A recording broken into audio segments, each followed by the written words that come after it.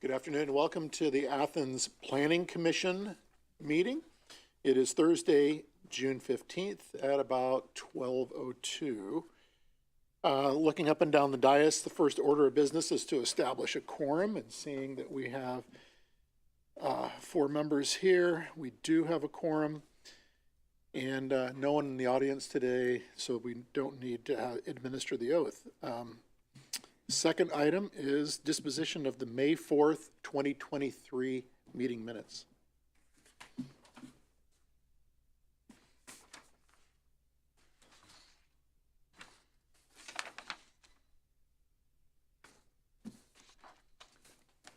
Well, I'll move that the minutes be accepted as they have been presented. I second that. I have a motion and a second. Any discussion? Omissions, corrections, edits? Hearing none. All in favor signify by saying aye. Aye. Opposed, same sign. All right, thank you. Cases. We don't have any cases today.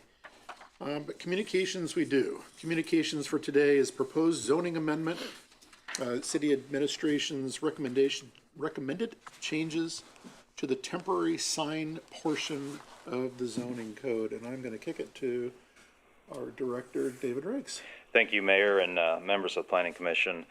We have to keep up on the times, and as new signage comes about, we typically would need to look at our regulations and make changes to be able to administer those new types of signs. And what we're seeing now, and we've seen over the last couple of years, is the feather flag banners, or the feather flags that don't really fit in our code very well. So what I've tried to do is to modify 230313 sign regulations for the temporary signs at subsection L to account for the feather flags. You can see them on East State Street.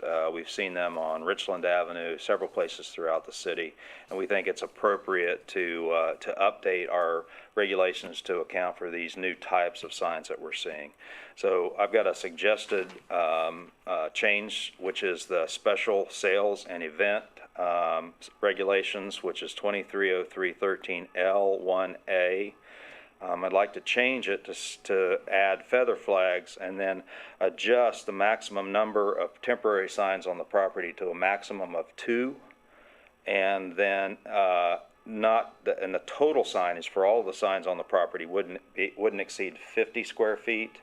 There are some instances in the city where you have one property and multiple businesses, so we want to try to accommodate those as well. So in those cases, we would be allowed a maximum of one sign per business on that property. So if you had a business that had 5, or you had a property that had 5 businesses, you'd be allowed up to 5 signs. Questions? So I do have a question. What category do inflatable advertising fall under? Because, I mean, look, we've all seen those attention-grabbing floppy people. Yeah, those are not permitted, and I think I'll have to find the exact section of the sign code, but it does not allow those types of signs. The floppy guy, yep, or the great big gorilla on top of that, we don't allow those. Okay. I can find that for you shortly here. Well, if it's already in there, then yes, that's fine. Is. Yep. Okay.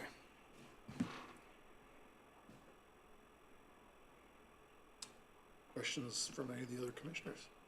David, can you let the commission know that the typical size of one of these feather signs, just so we have it? Yes, sir.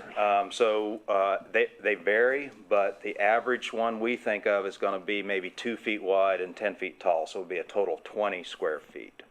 There are some that are larger, there's some that are smaller. Ace Hardware, I think, has a little bit of they have some bigger ones, so those are closer to 25 square feet. So basically what you've proposed with both the number and the total square footage would fit, basically. Two signs would be around 50 square feet or less, basically.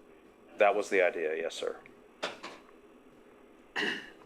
Where do political signs fall in? Is that a different section? Or That's a great question. We don't regulate political signs. Okay. The only time we would be if they're put in the right of way. No signs are allowed in the right of way for safety reasons. So if you have any kind of sign, whether it's political or not, those aren't allowed in the city's public right of way.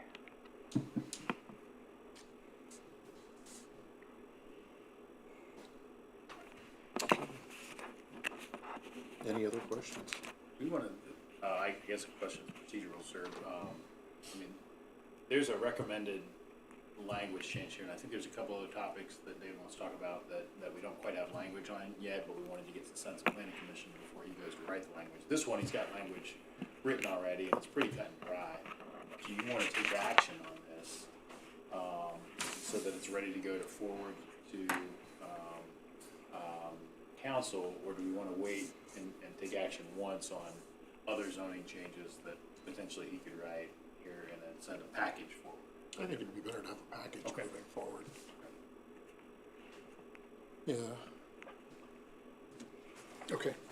Picking up on what Austin said, though, there are sections on political or ideological signs in the code. Yes. And in particular, one thing is that its size is regulated. They can be no larger than 350 square inches. We could have regulations in our code that we may not be able to enforce. And this probably would be one of those. So I'm not Yeah. sure we could Okay, because that's. actually enforce That's basically that, sir. 25 by 14 or something like that, so 2 foot by 1 foot essentially is what, a little bigger than that. Yep. So we're not, even though it's in there, you're not at all going to try to regulate that. Yeah, we think Again, that as long as it's not on the federal right of way. regulations on those signs supersede our regulations. So. Okay.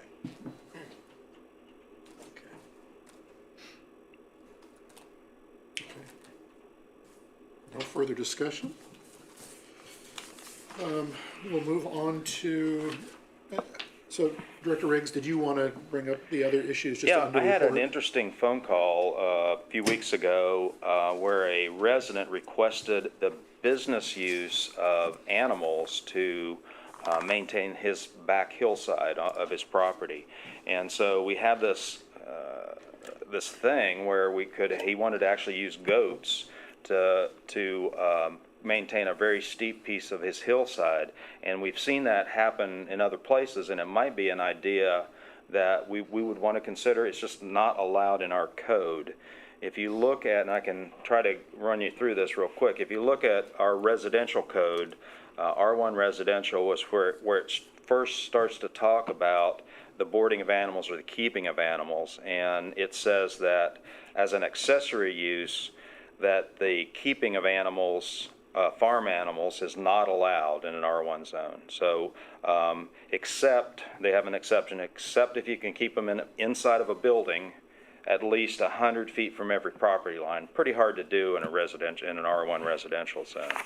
If you go on to, I can say also in that code that the city does allow pets, domestic animals. So you've got to separate those, what's a farm animal, what's a domestic animal. So if you look at 230401B10, it talks about dogs, cats, birds, guinea pigs, snakes. Those are pets, and goats don't fall into that.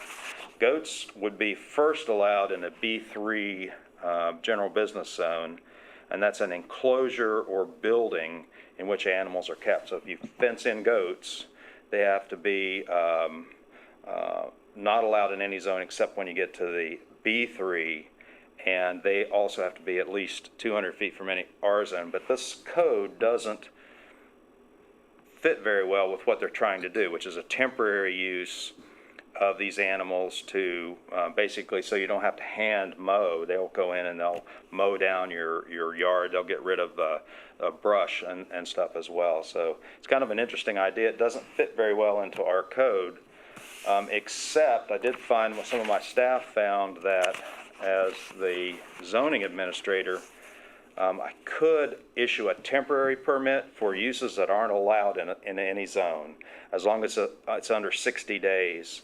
And it still keeps in the general context of the zoning code. So I could permit this with a special section in there for a temporary use, or we could consider maybe changing the code to allow this special type of use as long as it's on a temporary basis.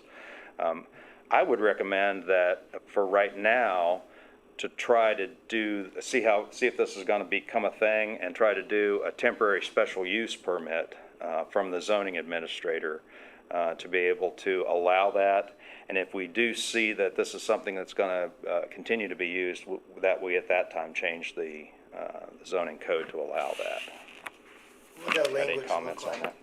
that? Sorry? What would that language look like so that somebody doesn't say, I don't want to buy a lawnmower, so I want one for my backyard? Yeah, Like, so we'd probably want to limit it to, in talking with some of the people that do this, that use this practice, it's anywhere from 2 to 4 weeks that they would keep the goats on the hillside, and they would actually move it in like cells or sections along, so that they could clear that hillside.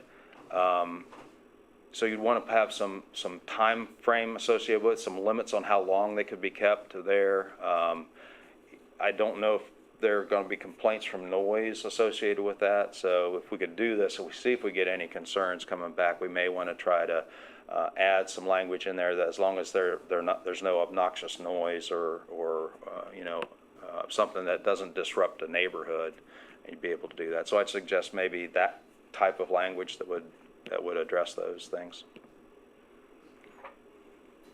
One of the questions that I asked David as we were kind of hashing through this for the commission's benefit is how is this situation different than if I had a house and I was having a kid's birthday party and hiring a pony to come in to give pony rides? And specifically, we landed on the phrase, the keeping of farm animals. And because this activity takes 2 to 4 weeks for them to be able to eat all the brush off of the hillside, that's more than just a day or two of if they showed up and could do it in a day, I would basically contend it's a business operation, not unlike bringing a pony to the house for pony rides for a kid's birthday party. Whereas in this case, because they have to be there for a couple of weeks, we kind of said that's kind of like the keeping of animals, even though it's on a very temporary basis. So, I think just as a matter of practicality from the administration's perspective, we would be very judicious in using this temporary special use zoning permits for, this purpose, and that there would need to be some sort of public good, number one, and it would need to make sense, like, to your point about not, just doing it instead of getting a lawnmower. Clearly the reason the property owner wants to do it in this particular situation is the topography. And so if it was a flat field and someone said, hey, I just want to bring this instead of having a lawnmower come, we probably wouldn't give a temporary use for that. Now, I do think that there's value in this as we try to control invasive species in our community, because that's a big problem with And reduce herbicides. It could, you could invasive use plants, and there are places where the way that you deal with invasive plants has got to be mechanical removal, and it's awful hard to get a piece of equipment in some of these places to do that mechanical removal where an animal could, especially one that would eat anything. So. Cool. This is a little different. How did like on Lancaster, there's a residence there, I'm assuming it's a rental property, that instead of grass or any kind of vegetation's all rock. I mean, how did that fit in? And I guess I'd rather have a goat there than all the rock. I don't know, but anyway. Desert Southwest. We did get a lot of questions about that, and there really wasn't anything in our code that prohibits that type of surface. Yeah. It's interesting. I haven't seen any. I wouldn't want to live there. But. Yeah, I know. I haven't seen any weeds or things growing up in between it, so I don't know if they put down, something behind it, to keep keep it out, or if they're spraying it or what they're doing. But I think they put Fabric down Fabric, there, yeah. down there, yeah. I know the property you're talking about. It is a rental unit. Yeah, it's interesting. So like I said, I'd rather have maybe a different approach to how to maintain it than in that way, I guess, in our community. So to clarify, so we don't allow chickens in, Correct, and I could talk about that a little bit as well. That was actually my next subject, is that they don't allow chickens, and we've had a lot of requests for that. Some communities will allow hens and no roosters in a residential zone. We just don't allow it at all. So that would be back to our R1 permitted accessory uses in an R1 zone, that they are not, any farm animals not permitted. They even say fowl or farm animal, unless they're in a building and at least 100 feet from any property line. So they're clearly not allowed in an R1 zone, and that would follow through until you get to the B3 general business zone, and that would be 230407A5, an enclosure or building in which animals are kept. So this is where, in this B3 zone, is where you can start having animal shelters, kennels, where you can actually keep animals. There are some restrictions on that. They have to be still a couple 100 feet from any residential zone. But in the B3 zone is the first place that you can begin to have those types of uses, other than just as your own personal pet. You can keep those in any zone. But for a building, or for animals kept in a building or a structure, you got to be in a B3 zone, and you have to be 200 feet from any residential zone. The way the code's written currently, those are the restrictions. I mean, we've talked about chickens on and off in the past, and ultimately it's gone down.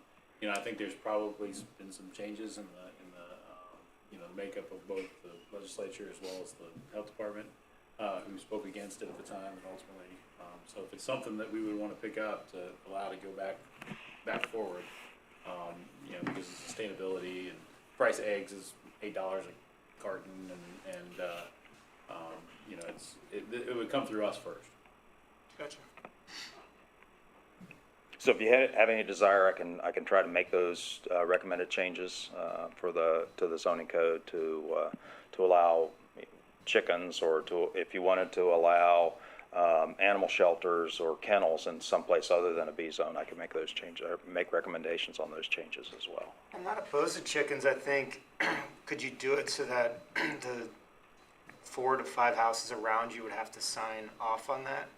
Like, so if you wanted one in your backyard, your neighbors, and then once you have those signatures, somebody else moves in, it's already there, so they're aware that they're moving into an area like that.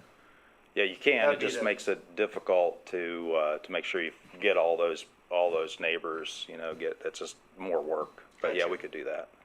That would be the only concern, is if somebody, the neighbor wasn't in favor, Yeah. right? Yep. And that's why hens are not gonna make as much noise as a rooster. The complaint would be the roosters. So there are some codified ordinances where they only allow the keeping of hens and not roosters, and you could do it that way as well. Yeah, I know, if you think about places like Bexley allows chickens. Certainly that's a community that is pretty R1 centric, place, with some pretty high-end rooms, and they are managed to pull it off. Athens, strangely enough, doesn't. So, seems a little upside down. It's not that it hasn't come up. Oh, I know. Okay. Any other discussion on chickens before we transition to kittens? David, you want to mention? Yeah, so as I said, the first place, reading the code, the way it is right now, the first place that an animal shelter would be permitted would be in a B3 zone. So we wouldn't allow that in the uptown. We'd allow that on East State Street, where we have the majority of the B zones. That's the way I read the code. That's the way our code is set up right now. So if you're boarding animals, you can't do it in any zone except a B3 or an M zone, and it has to be, even then it has to be 200 feet from any residential zone. So if you had a cat shelter, a dog shelter, groomers would be the same, would fall under the same venue. Pet sales of cats and dogs, the first place they're allowed is in a B3 zone, and that's the way the code is set up currently. So if you wanted to have something like that outside of there, say in the uptown area, how does that fit with, obviously you're gonna have to get some changes made to, but how does that fit with the fact that uptown virtually all the upper floors are residential? Residential, yeah. So in keeping with the code, you'd want to probably consider that, right? That you want to keep those the way this code is written, if you wanted to keep that away from residential zones. If you've got a use that's not, a business use that's not permitted, just flat out not permitted by the code, the process would be to get a variance is you'd have to come before this committee, and the committee would look to see if that use, that business use, conflicts with the comprehensive plan. And then the board, the committee here would then make a recommendation back to the Board of Zoning Appeals, and the Board of Zoning Appeals would decide if they can or not allow a variance for that use. Is this specifically talking about breeding, like cats and dogs, or what? This is for any business use that's not permitted in a zone. If you just we have to have some way to allow somebody that wants a use where it's not permitted to have some relief to be able to say, I need to go to somebody and say, yes, you've looked at it and it's not allowed strictly by the code, but I think for this reason we should allow it here. And the only relief you would normally have without this piece of code is to go to court, and we want to have this in place so that a resident who's denied a business use for a certain area can go and seek relief from that decision. And so that's why we've got to set it up this way. Strictly with animals? Or Well, no, I think it's anything. Any That's what I use, want to yeah. clarify. Is it business specifically that funnels it through the planning commission? Or is it, what is the thing that causes it to go, the planning commission to make a recommendation to the BZA versus somebody just seeking a variance from the BZA? Yeah, I'll have to find that here. It's specific part of the codified ordinances that say that if you have a business or industrial use that's not permitted by the strict interpretation of the zoning code, you can go to the planning commission and then for a recommendation, and then the BZA. Normally, a variance is requested because of a specific location. So you want to put a house in a specific location where the lot's too narrow. This is where your variances typically would come up. This is a different type of variance. It's not that house isn't allowed, it's just that the zoning code says it has to be this wide and this deep, and I have to have this many feet of setback. Where you have a use that just is not permitted in a zone, we want to make sure we've got some relief from that applicant, so they can go to somebody and say, here's why I need this use. And that only applies to business and industrial zones. And our duty is specifically to compare that request to the comprehensive plan, yeah. Not necessarily, look at other things. Other reasons for it, like topography or Topography, sure. how does it affect the neighbors? In this case, it would be how does it match or not match the comprehensive plan? Okay, so I mean, it would be within our job to look at it for all those reasons. That is Not correct. just the comprehensive plan. Okay. That's correct, yeah.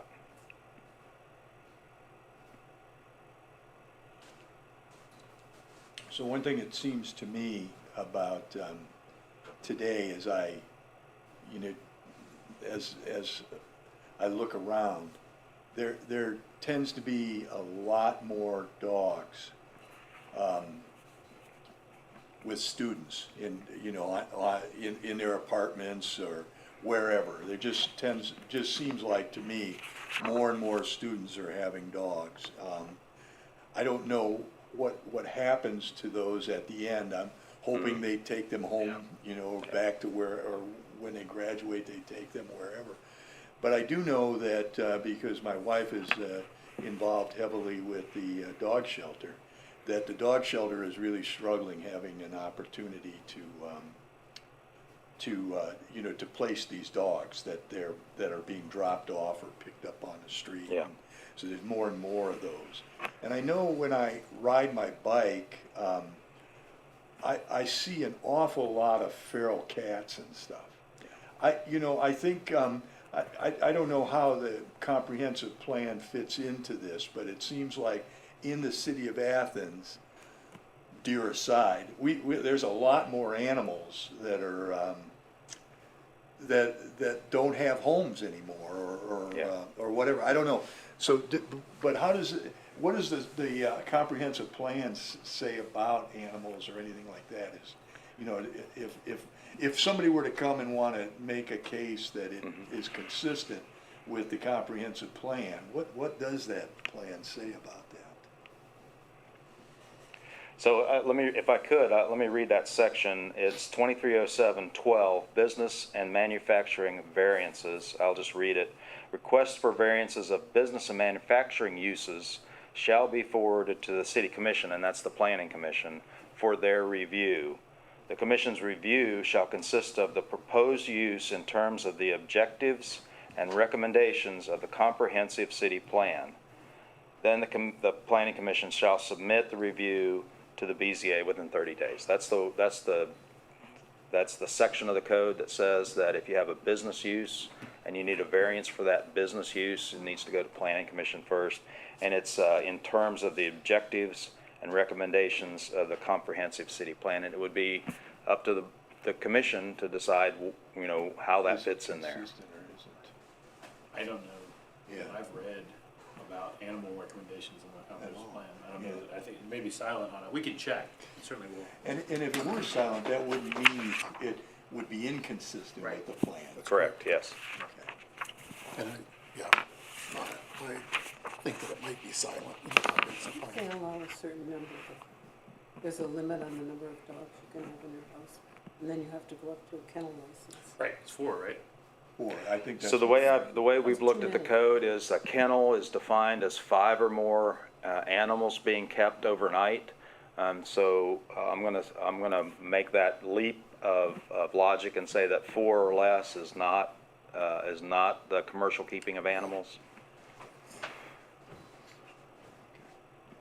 You know, to your point, John, about cats and feral cats specifically, I mean, there is a environmental damage that comes from that. You know, with the you know, the tremendous amount of birds that are killed by feral cats. I mean, it's really an invasive species in and of themselves, the feral Yeah. cats, and so that it is a problem.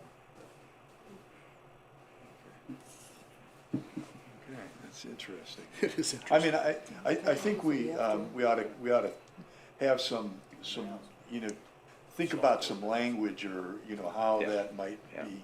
Because again, I do think there are more and more feral cats and more dogs going to the dog shelter and, you know, having you know, I mean, I think we should look at that because it's in our community. Yep, yeah. Yeah, and currently, as I said, it's the B3 zone Yeah. is where it's first allowed.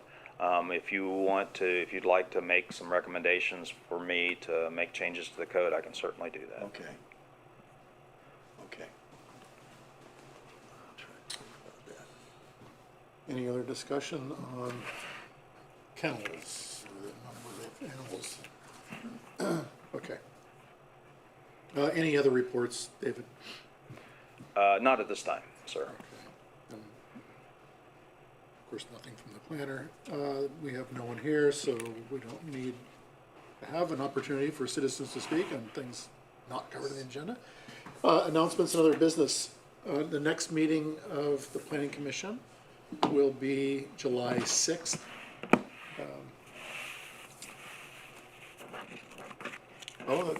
That'll come up from us as well. Yeah. Or an announcement. Yeah, go ahead. Can I make an announcement? Yeah, please. All right, for members of the commission, just to bring everybody up to speed, this morning there was a special city council meeting and a public hearing, and this all had to do with the new community authority for the Ridges. The new community authority was established, passed, and so, that's moving forward.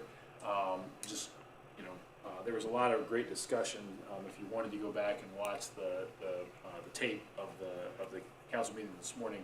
But, you know, as the redevelopment occurs on the Ridges, all, activities, seeking, changes to zoning, will come through this body, just like anywhere else in the city. And that will have to occur in a lot of cases because, currently it's all zoned EI. And so that's a very specific zone that was set up when it annexed, because it was, you know, part of Ohio University. And so, you know, as the new community authority basically takes ownership of the historic campus and starts to make plans to go forward, they're gonna seek changes to zoning in order to be able to bring those plans forward, and we're gonna have to hear all of that. So I'd encourage members of the commission to kind of get up to speed a little bit on the situations with the new community authority and the Ridges redevelopment.